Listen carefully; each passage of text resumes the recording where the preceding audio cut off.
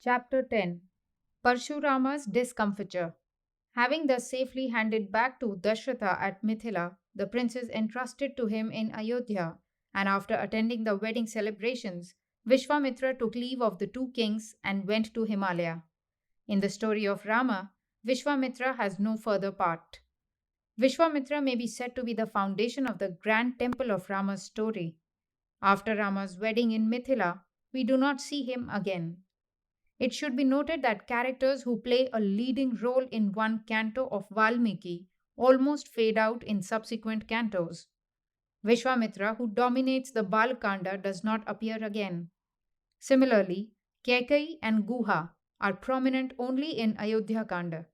The same thing can be said of Bharata, whom we do not come across in the chapters intervening between the Chitrakuta meeting and Rama's return to Ayodhya. The poet hardly brings Bharata before our eyes during the period of Rama's distress. The characters in Valmiki Ramayana, unlike those in the Mahabharata and in ordinary plays and novels, do not present themselves off and on. Critics should bear this general characteristic of Valmiki's epic in mind. King Dashratha returned to Ayodhya, accompanied by his retinue. On the way, there were bad omens, and anxious Dashratha asked Vashishta what they portended. Vashishta replied that there was no need to be alarmed, for though the birds in the air indicated approaching trouble, the animals on the land promised a happy consummation. As Dashratha and Vashishta were thus conversing, there broke out a great storm. Trees were uprooted, the earth quaked, and clouds of dust went up and hid the sun, and there was an all enveloping darkness. Every one was terror struck. Soon they knew the reason for the strange phenomenon. There stood before them the awe inspiring figure Parshurama, the sworn enemy of Kshatriyas, with a bow on one shoulder and a battle axe on the other, and with an arrow shining like lightning in his hand. Terrible in appearance, with his matted locks gathered overhead, he looked like Rudra exulting in the destruction of Tripura. His face emitted flame like radiance. The son of sage Jamadagni struck terror among Kshatriyas, many generations of whom he had annihilated. Wherever he went, he was preceded by storm and earthquake, and the Kshatriya race trembled in fear.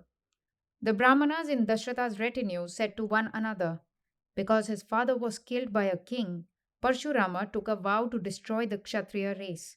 We dared to hope that his vengeful wrath had been quenched in the blood of the innumerable kings he has slain. Has he again started his cruel campaign? However, they honored him with the customary offering of water. After receiving it, Parshurama addressed himself to Rama. Son of Dashratha, I have heard of your prowess. I was somewhat surprised to learn that you strung the bow in King Janaka's court, and that you drew the string till the bow broke. Here is my bow, equal in all respects to the one that you broke. This is the bow of Vishnu, which was entrusted to my father. If you are able to string this bow, you will be worthy of my battle. Dashratha was perturbed at this turn of events, and he begged that his son Rama should be spared the trial. He said to Parshurama, You are a Brahmana.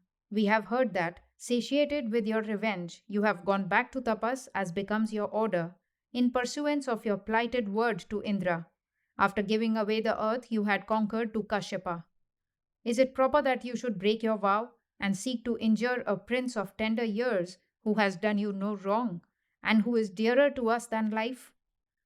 Parshurama heard him unmoved without so much as looking at him, and addressed himself solely to Rama, as though the others did not exist. Vishwakarma originally made two exactly similar bows. One of them was given to Rudra and the other to Vishnu. This is the one given to Vishnu.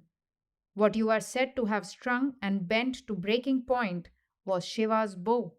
See if you can string this bow of Vishnu, and if you do, it will be proof of your skill and strength, and I will then honor you by fighting with you.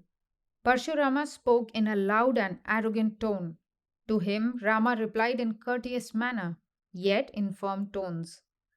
Son of Jamadagni, you have been vengeful because your father was killed by a king. I do not blame you for that, but you cannot put me down as you have humbled others. Please give me your bow. So saying, he took the bow and arrow from Parshurama.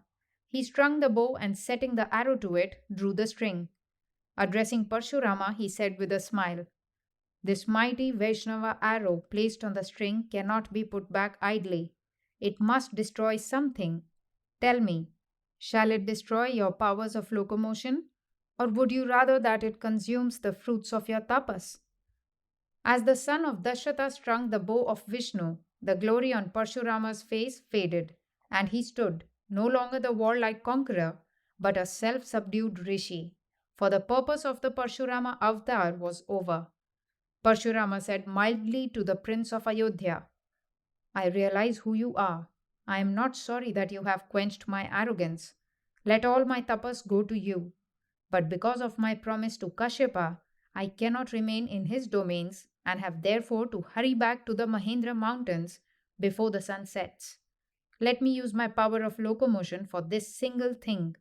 Subject to this, let the arrow which you have set to the bow consume all my power earned through tapas."